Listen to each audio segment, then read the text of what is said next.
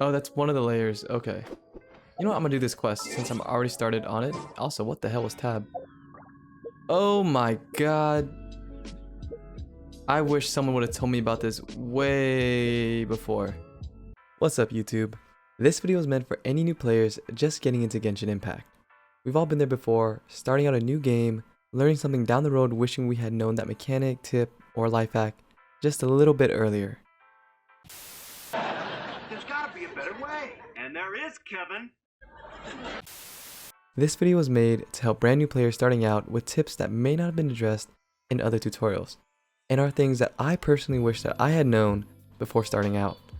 Let me know in the comments if you found any of these tips helpful, and if you happen to be part of the 79% of people who aren't subscribed, I release videos every Wednesday and Friday, so be sure to like, subscribe, and turn on those notifications to find your way back for more gaming content. I thought they would make this simple for me. If you're like me and you struggled with figuring out how to track your quests, the option's actually right there within the quest log itself. Just hover over which quest that you want to track, and in the lower right corner, you can click the navigate button. No more trying to figure out on Google where a specific NPC is. Now it'll take you right to where you want to go. Instead of opening up the main menu, players can access their quick menu on PC by clicking tab. I'm sure there's another way to do so for consoles and mobile, but at this point in time I can only speak to PC. I also noticed that there's an empty slot, but at this point in time I haven't figured out how to fill it up or to customize this quick menu, so feel free to let me know in the comments if you figured out how, or if you know how to open up the quick menu for PlayStation or mobile. This next tip is pretty straightforward. When you are enhancing either your weapons or your artifacts, instead of clicking an item one by one, the game actually has an auto add feature that will fill up the slots for you automatically, saving you a buttload of time.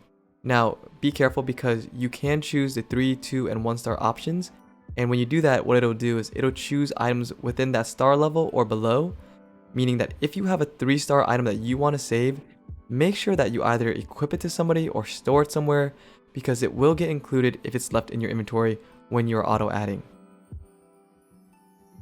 For those of you who may not know, whenever there's a new banner, you have the option to test out that new character in the event overview menu under the tab labeled test run.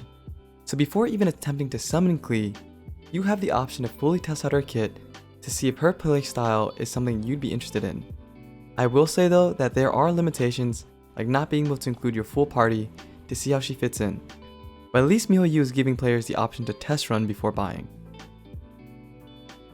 Not much to be said here other than just use fire. I struggled for a long time thinking that I needed an electrical person to break it.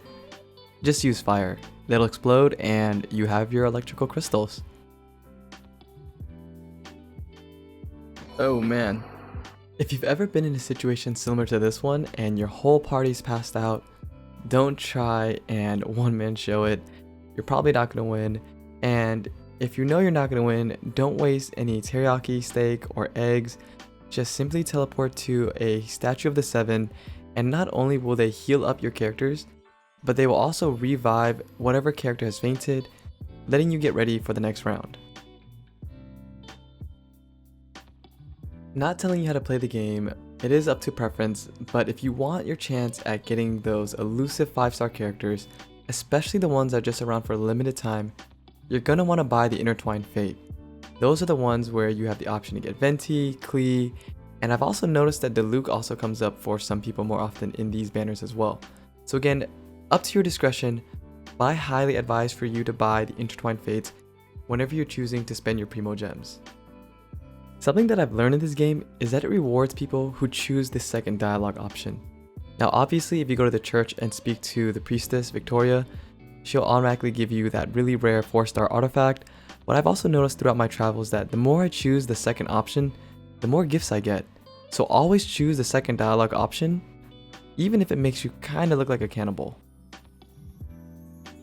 It's insane how many times I'm looking for an Animalculus that shows up on my minimap and I can't seem to find it. And more often than not, it's on the high ground. It's over, Anakin! I have the high ground! You underestimate my power. Don't try it! High ground! Ah! In conclusion, high ground. High ground! Even though cooking is something super essential to the game, I've avoided it for as long as I could, especially since I got Barbara so early on in the game.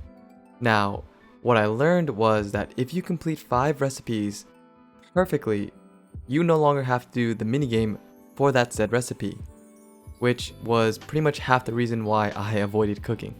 But for anyone that didn't know, now you do, go get cooking.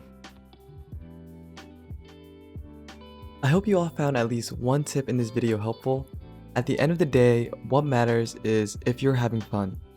The world of Genshin Impact can be a tumultuous place, and I hoped I helped to ease the level of entry for new players.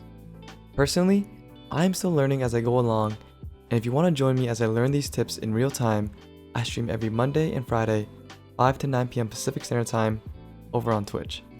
Feel free to stop by and hang out. If you enjoyed the video, remember to like, subscribe, and to turn on those notifications because it does help in pushing the content forward. Please remember that this is a gacha game and to be aware of your financial health as you play. Until next time, I hope you all stay safe. This is Andrew, signing off.